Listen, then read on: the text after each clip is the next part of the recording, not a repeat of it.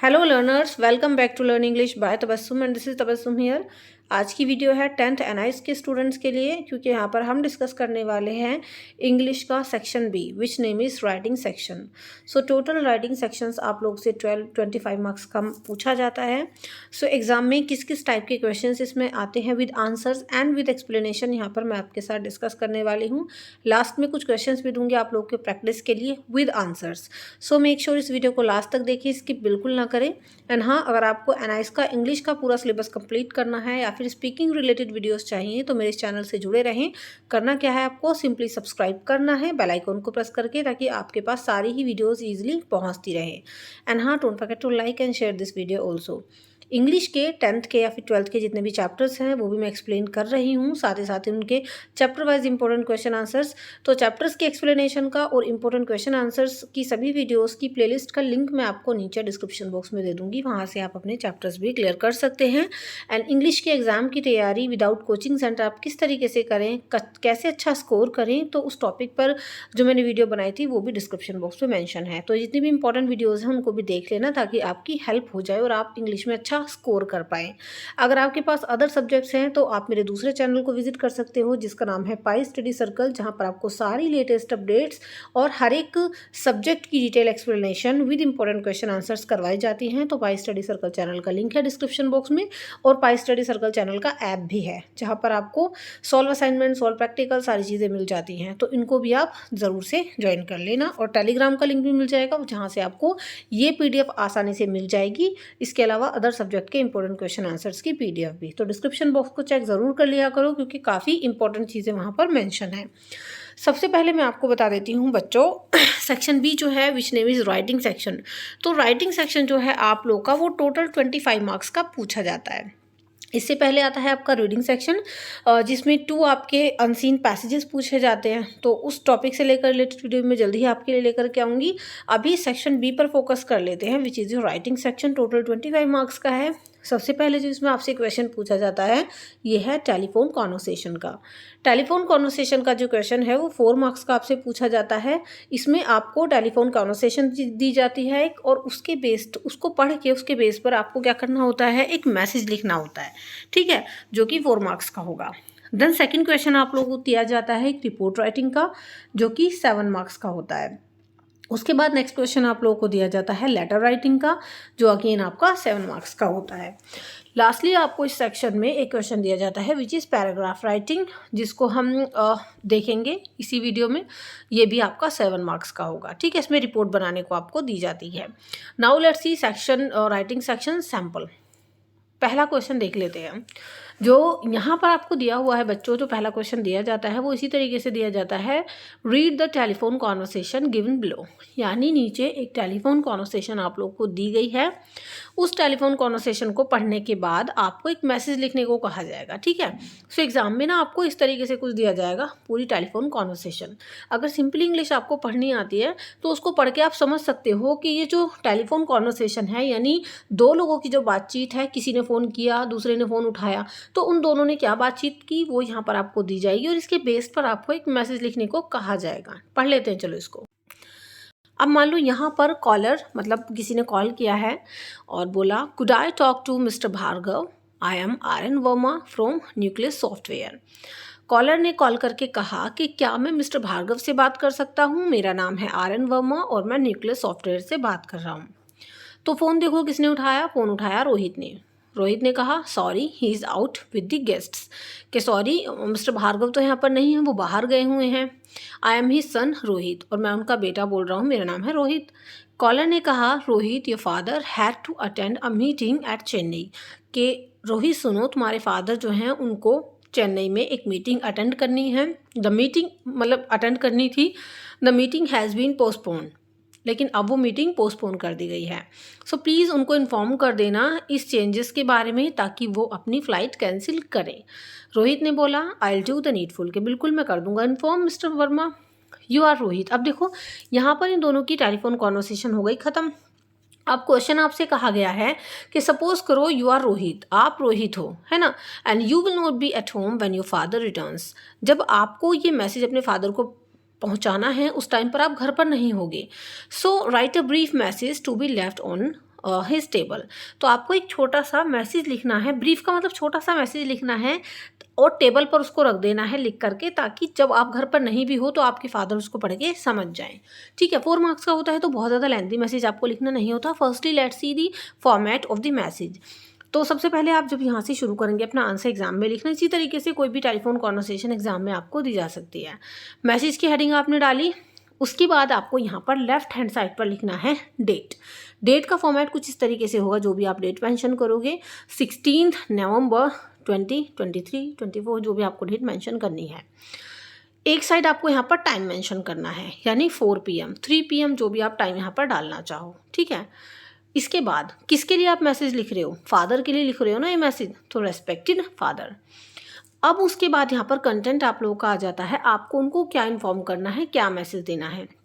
अब देखो यहाँ से ये आपका मेन कंटेंट है। तो mister RN Verma called up, आपको बताना है कि पापा मिस्टर RN वर्मा का फ़ोन आया था, है ना, और जो मीटिंग थी जो आपको अटेंड करनी थी चेन्नई में उसको पोस्टपोन कर दिया है, तो प्लीज़ आप अपनी फ़्लाइट कैंसिल कर दें और जो न्यू डेट्स हैं वो जल्दी ही आपको बता दी जाएंगी। और नीचे आपने अपना नाम लिख दिया रोहित। अब ये 2-3 लाइन जो हैं बच्चों, इसमें आप कन्फ्यूज़ नहीं होना। अगर आप बना सको इंग्लिश में इन लाइंस को सो दैट्स वेरी गुड, नहीं बना सको तो आपको स्मार्टली आंसर यहाँ पर करना है।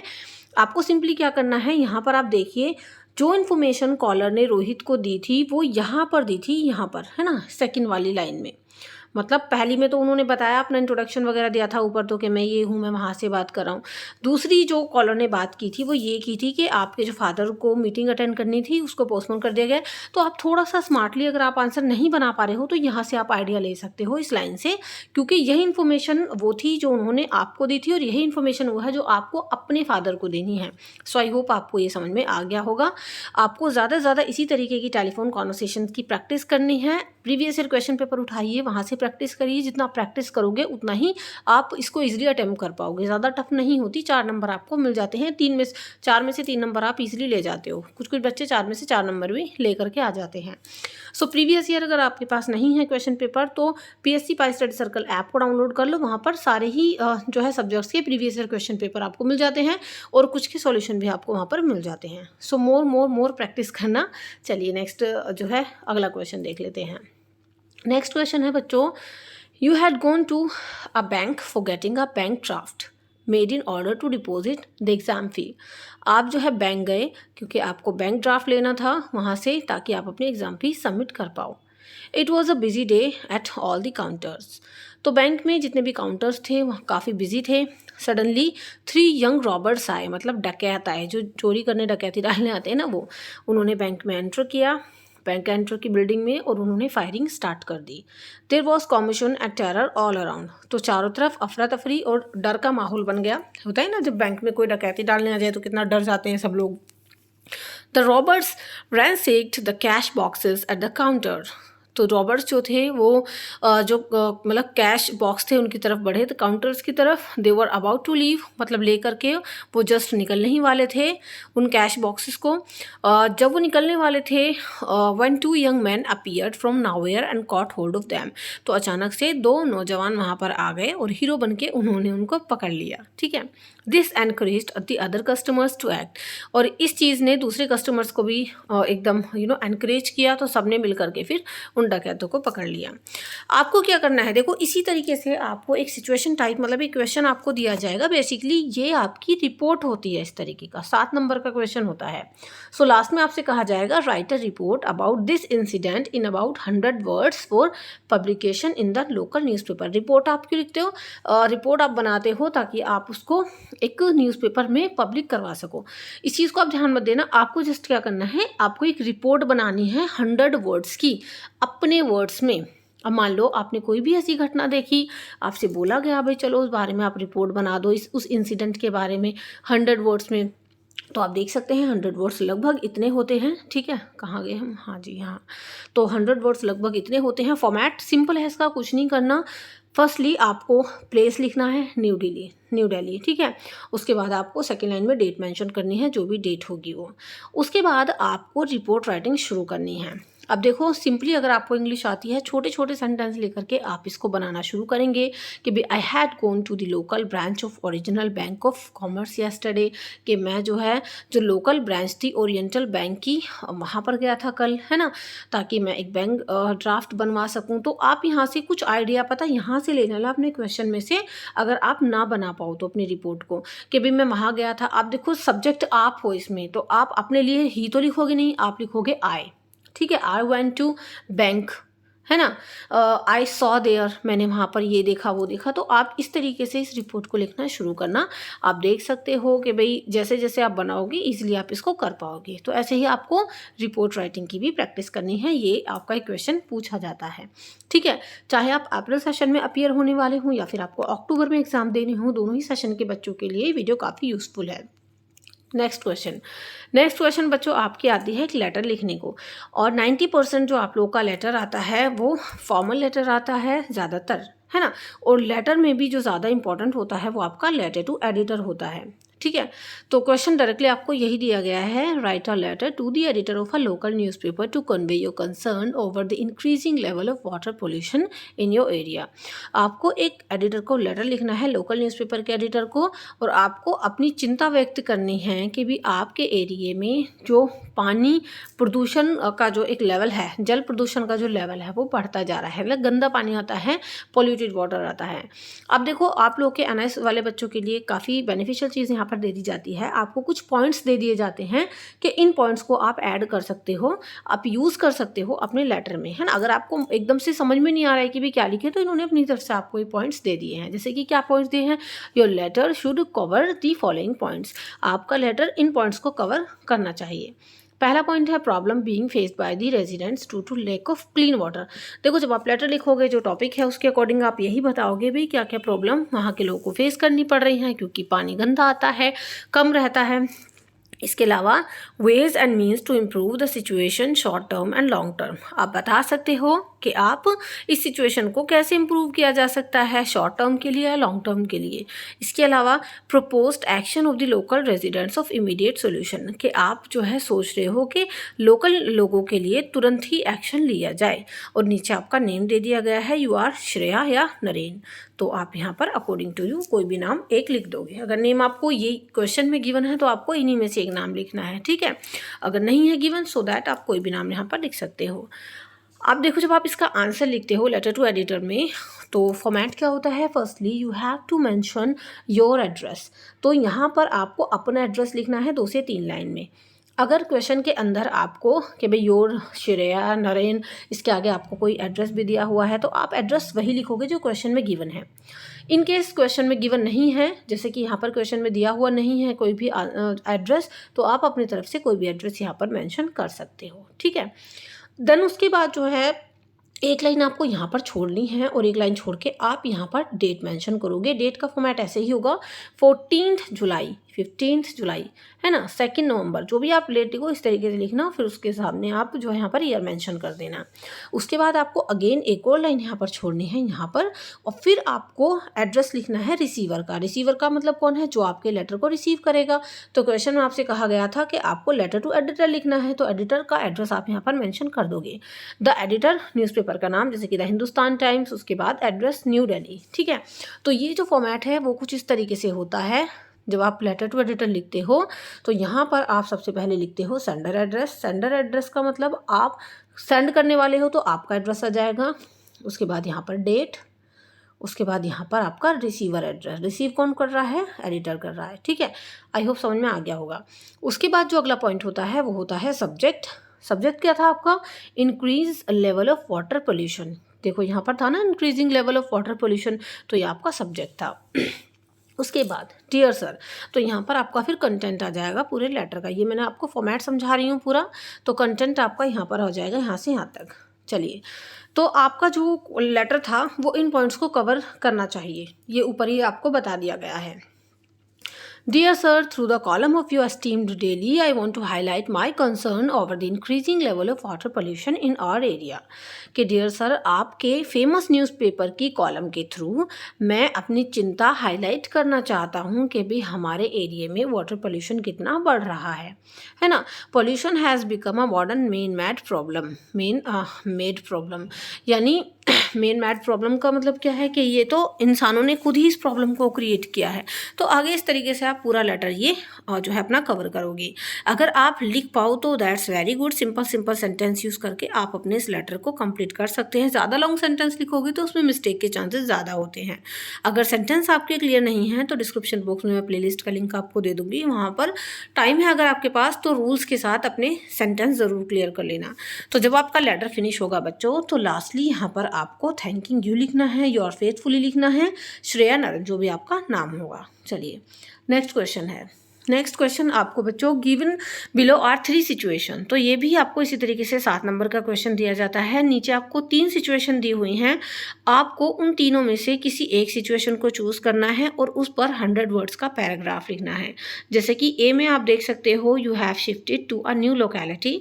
कि मान लो सिचुएशन क्या है भाई, ये सिचुएशन है, मान लो एक आप नई लोकेलिटी में शिफ्ट हुए हो. आपने देखा कि आपके जो नेबर्स हैं वो आपके साथ फ्रेंडली नहीं हैं, कोई आपसे बात नहीं कर रहा है अभी. तो आप बताओ कि उनको फ्रेंडली बनाने के लिए आप क्या कर सकते हो. तो बहुत सारे ऐसे तरीके होते हैं भाई. आप चले जाओ उनके घर हालचाल पूछने, अपना इंट्रोडक्शन देने किसी चीज़ के बहाने. तो यहाँ पर आप बताओ ये सिचुएशन है आप लोगों के लिए. अगर ये समझ में ना आए तो दूसरा पॉइंट है you are the only child of your parents.